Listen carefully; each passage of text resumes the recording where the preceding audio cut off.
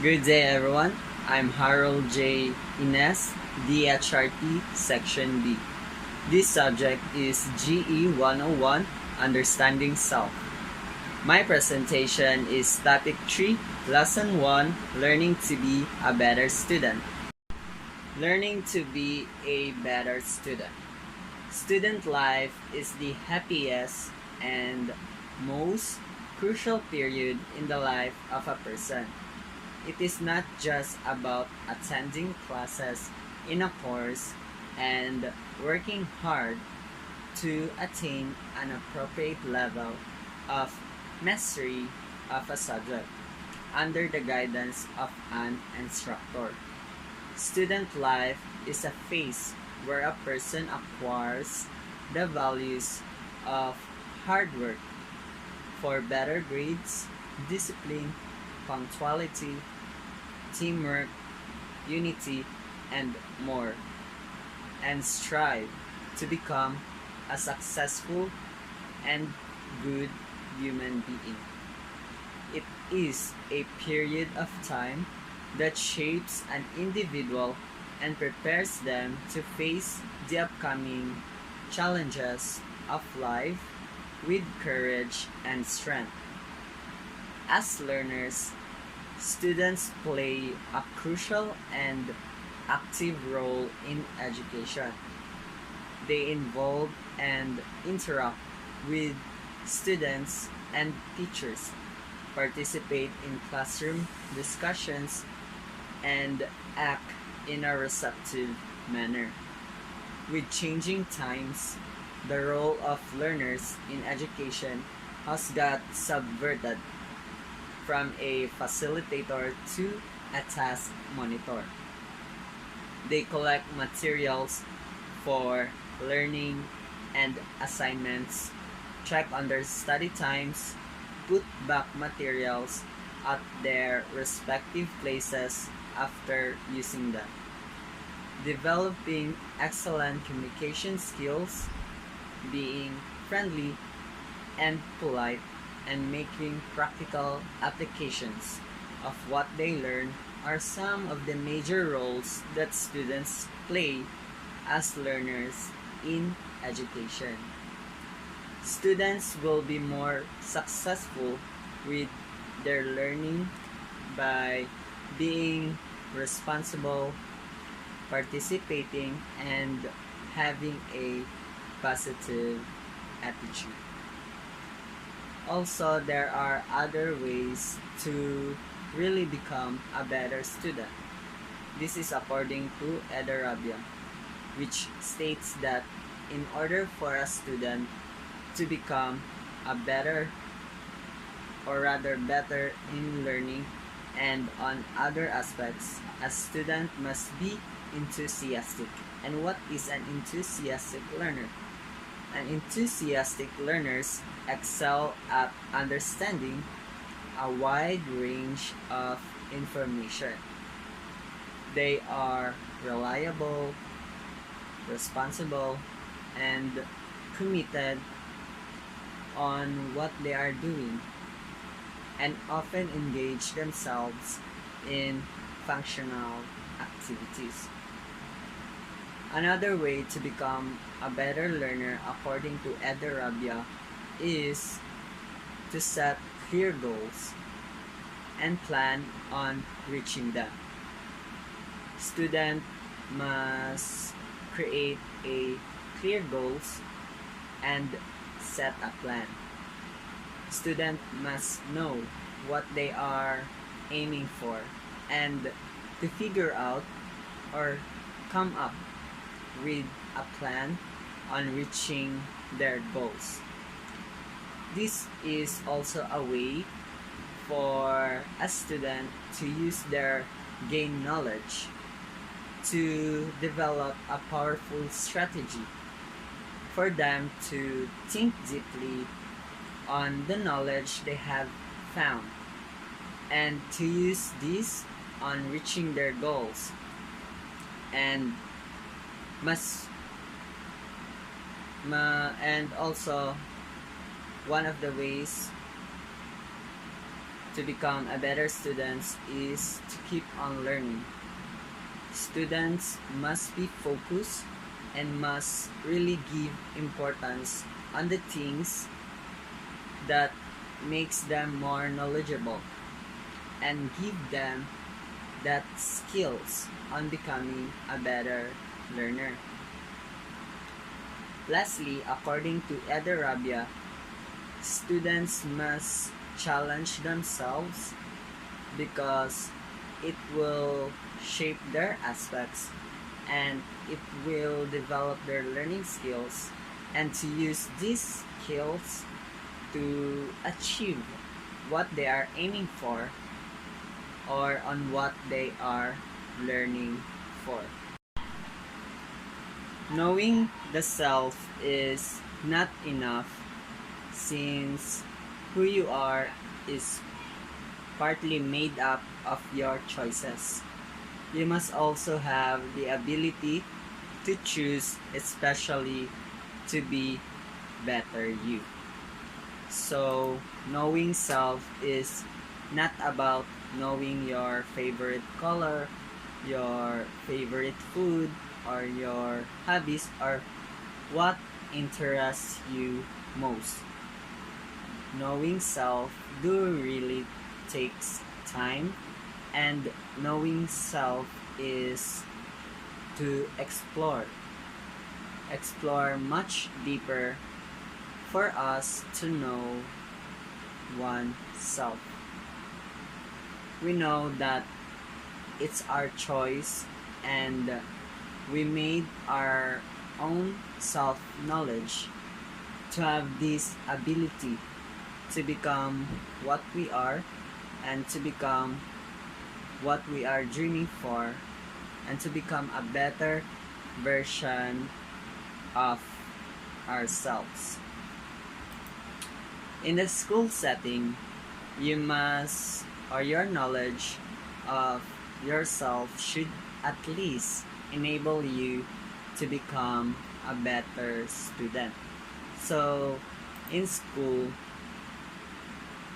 what we learn and the knowledge and understanding that we gain from learning the discussions and from the learning discussions and adapting the skill from the school will help us become a better student.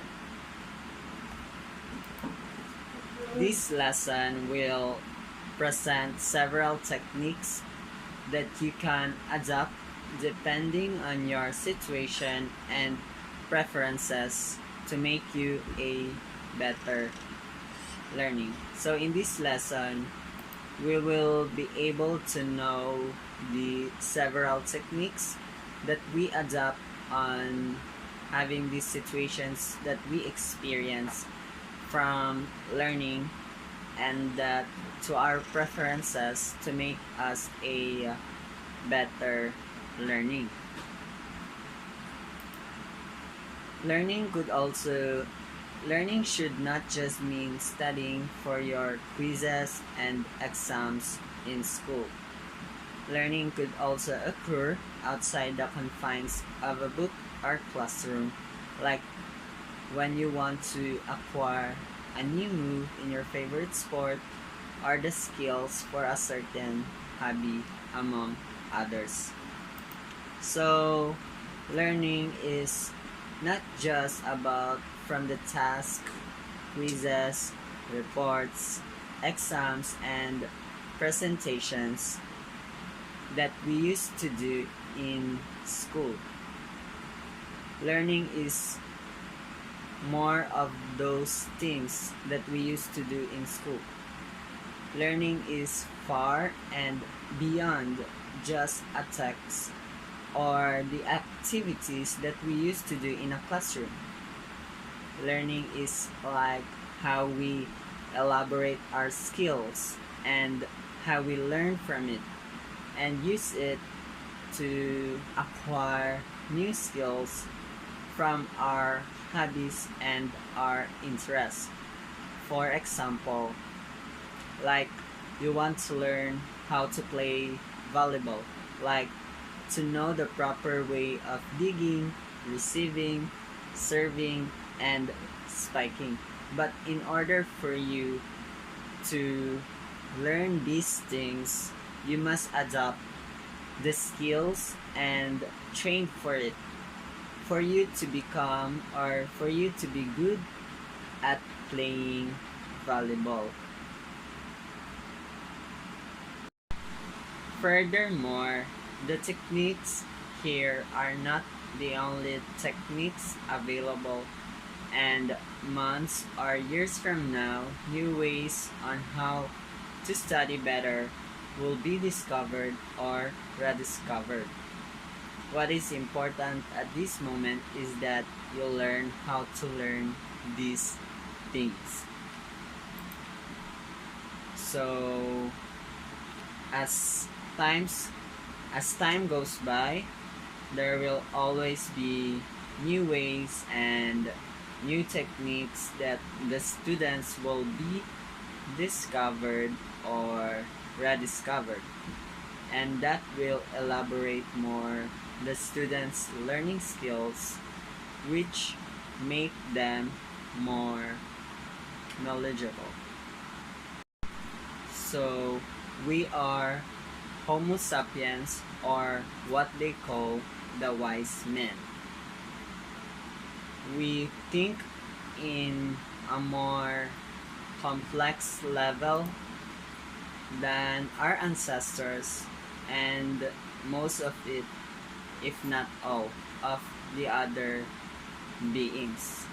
But being called wise, not only do we think, but we are also capable to think about thinking, like how we think of things and why we think in a certain way about things. It is like your brain thinks about itself, then thinks about it, how it thinks about itself. In the context of learning, studies show that when you are able to think about how you think, how you process information, and how you utilize techniques while you are studying, you have a higher chance of improving your learning process than to those who do not reflect on their methods. So this idea falls under the concept of metacognition. And metacognition is defined as thinking about thinking, according to Livingston and Papillon Theoluca. So metacognition also is the awareness of the scope and limitations of your current knowledge and skills, according to Mekian Baong in American Institutes for Research. Due to this awareness, metacognition enables the person to adopt their existing knowledge and skills to approach a learning task, seeking for the optimum results of the learning experience, according to the American Institutes for Research. So, metacognition, it is the ability to control your thinking processes through various strategies such as organizing, monitoring, and adapting.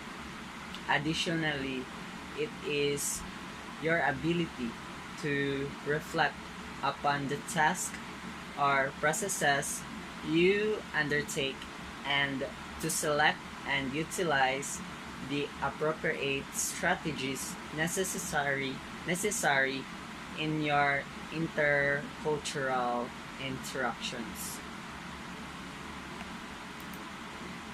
Metacognition is also not limited to the thinking process of the individual. It also includes keeping one's emotions and motivations while learning in check, according to Papleon Tio Luca. Some people learn better when they like the subject, some when they are challenged by the topic, and others if they have a reward system each time they finish a task.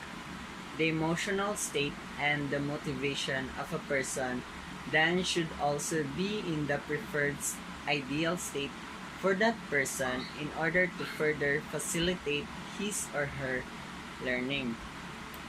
So the ideal state does not include emotions and motivations for the person to facilitate learning. Metacognition basically has two aspects, and this is the self-appraisal and the self-management of cognition, according to Paris and Winogrand in Papleon Tio Luca. So, first is the self-appraisal. Self-appraisal is your personal reflection on your knowledge and capabilities, while the self-management is the mental process you employ using what you have in planning and adapting to successfully learn or accomplish a certain task, according to Paris and Winograd in Papleon Tio Luca. So, similar to the concepts of metacognition, usually called elements of metacognition. So, similar concepts usually called elements of metacognition, and these are the metacognitive knowledge, or what you know about how you think, and also the metacognition regulation, or how you adjust your thinking process to help you learn better. This is according to the American Institutes for Research. So, these are the following, or the other skills which help you in exercising your metacognitive thinking. This is according to Waterloo Student Success Office. So the first one is knowing your limits. So as mentioned earlier, one cannot really make any significant advancement in using the metacognitive skills without having an honest and accurate evaluation of what you know and what you do not know. So knowing your limits also looks at the scope and the limitations of your resources so that you can work with what you have at the moment and look for ways to cope with other necessities. So another skills that helps you exercise your metacognition is modifying your approach. It begins with the recognition that your strategy is not appropriate with the task, and or that you do not comprehend the learning experience successfully. Recognizing, for example, that you are not understanding what you are reading. You should learn to modify your strategy in comprehending your material. You might want to read and reread a page in 5-minute intervals instead of trying to finish the material in one setting. You may want to make summary or code for yourself instead of using keywords or highlighting sections of what you are reading. So another skills that help you in exercising your metacognition is skimming. So skimming, this is basically browsing over a material and keeping an eye on keywords, phrases, or sentences. It is also about knowing where to search for such key terms. For example, you might want to look at the introduction first or the abstract, where the table of contents can also provide you with a quick guide to the contents of the book. Introductory paragraphs, headings or subheadings, and the conclusions can also provide you with an overview of the whole material. This technique works best when you want to get an idea about the contents of a reading material. When you are trying to read through several materials in a limited time frame, or when you want to focus on certain details among the others. So that is skimming. So the fourth skill that helps you in exercising your metacognition is rehearsing. So rehearsing, this is not just about repeatedly talking, writing, and or doing what you have learned, but also trying to make a personal interpretation or summary of the learning experience. One of the fun ways to do this is by imagining yourself being interviewed about your task. As you try to convey what you have learned from the resources, you also insert your opinions or other personal take on the matter. Just be sure that the key concepts are well understood and are still in line with the source material, even with multiple rehearsals. So the fifth skill that helped you exercise your metacognition is the self-test. So self-test, as the name implies, this is trying to test your comprehension of your learning experience or these skills you have acquired during learning. While some materials already come with tests like this book, you can still create tests for yourself. You can make essay questions or definition of terms tests while you are reading or watching a material. You can challenge yourself in completing a task successfully, maybe in a given period of time. For example, doing 50 free throws with at least 90% success rate. So self-test does not only focus on what you have learned, but also on how you learned it. After the experience, you should also ask questions like, what strategies did I use? how successful were my learning strategies, and how can I further improve my learning skills. So this is the last or the fifth skills that helps you exercise your metacognition, which is the self-test. So there are four types of metacognitive learners. So the first type is the tacit learners. So tacit learners are unaware of their metacognitive processes, although they know the extent of their knowledge. The second type of metacognitive learners is the aware learners.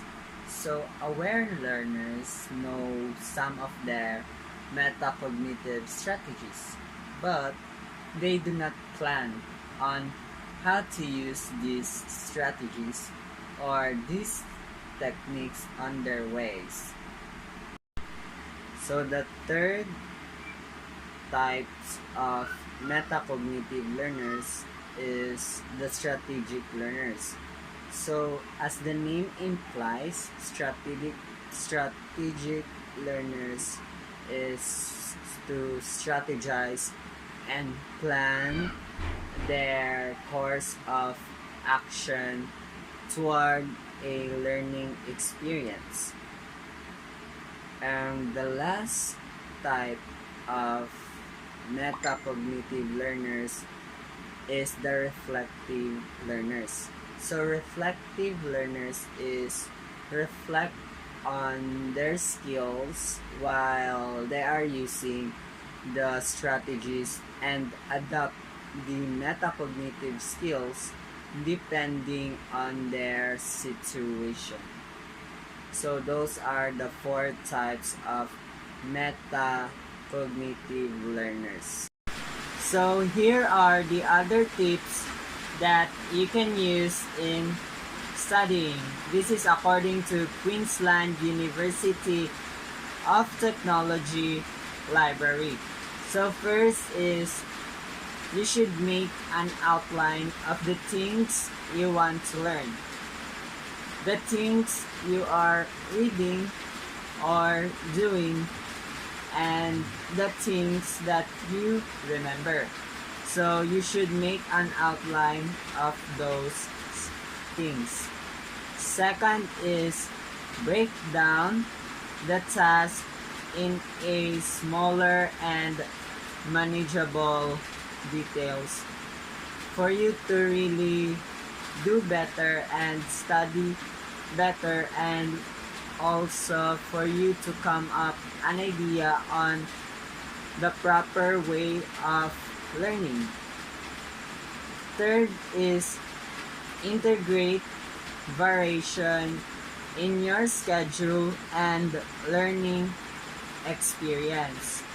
So you should change reading material every hour and do not put similar topics together.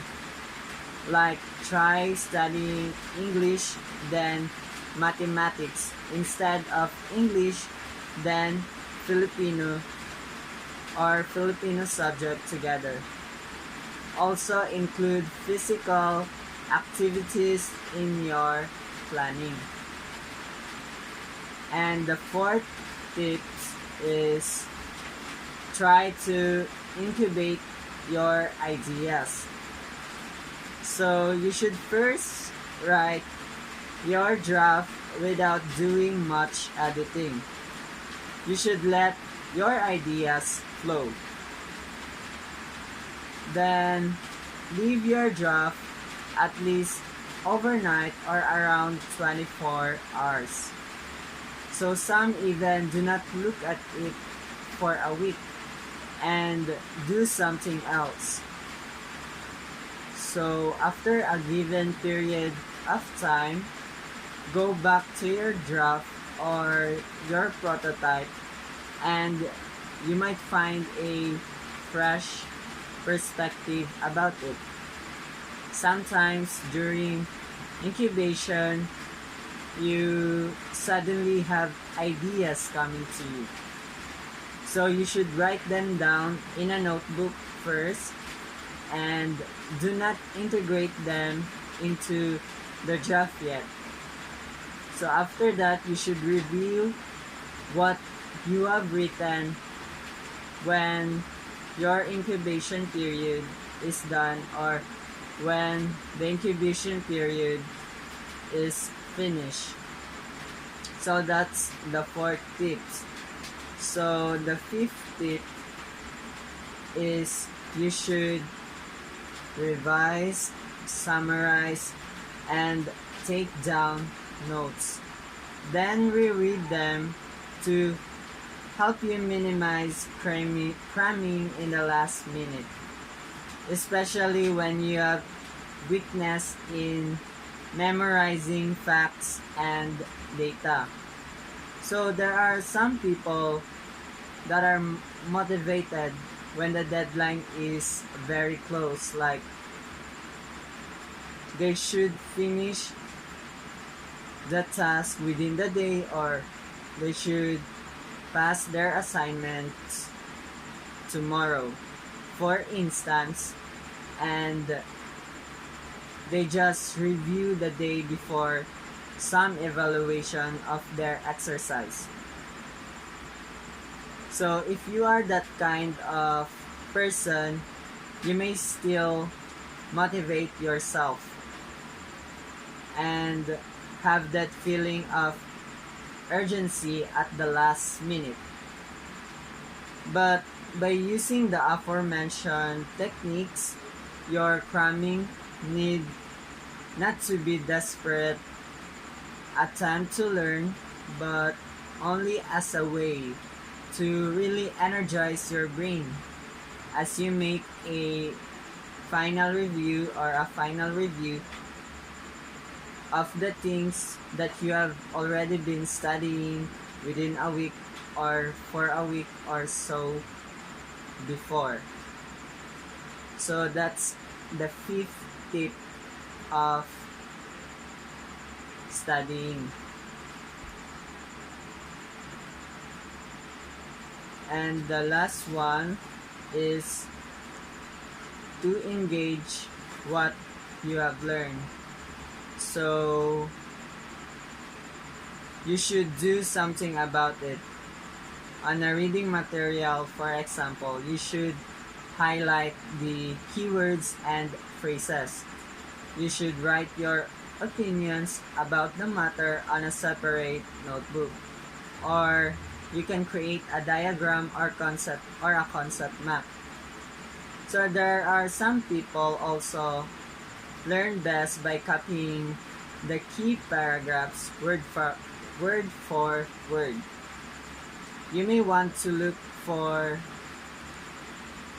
the other definitions and compare or contrast the materials. So you should use your new knowledge during the discussions, and you should do something about it.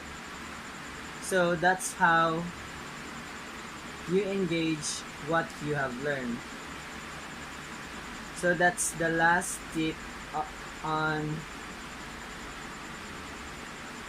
studying, or the last tip that you can use in studying.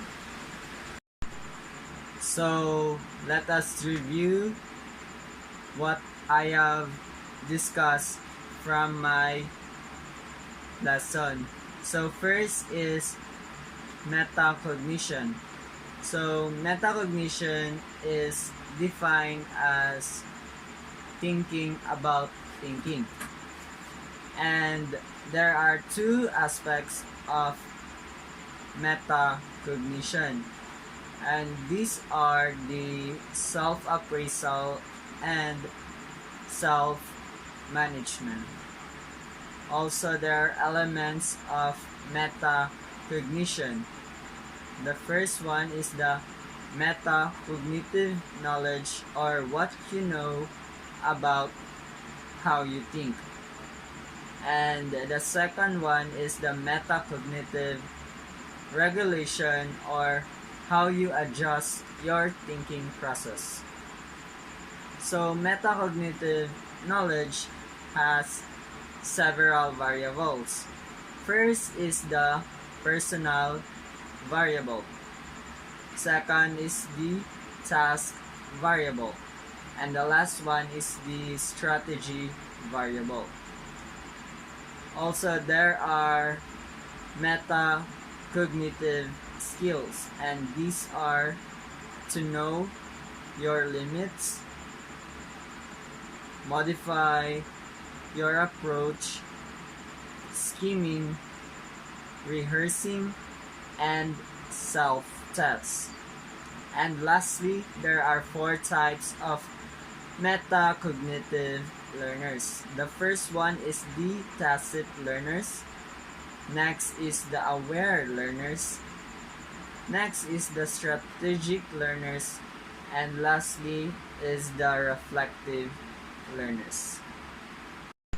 So for my activity, in a clean sheet of paper, write down your answers to the following questions below. Write at least 3 to 5 sentences for your answers. In your own words, answer the following questions. Explain every question given below. So each question has 5 points and the total items is 15. So thank you very much for listening to the topic that I have discussed, and I hope you learned something from it, and I hope you will learn on how to become a better student. So thank you, and until next time, bye!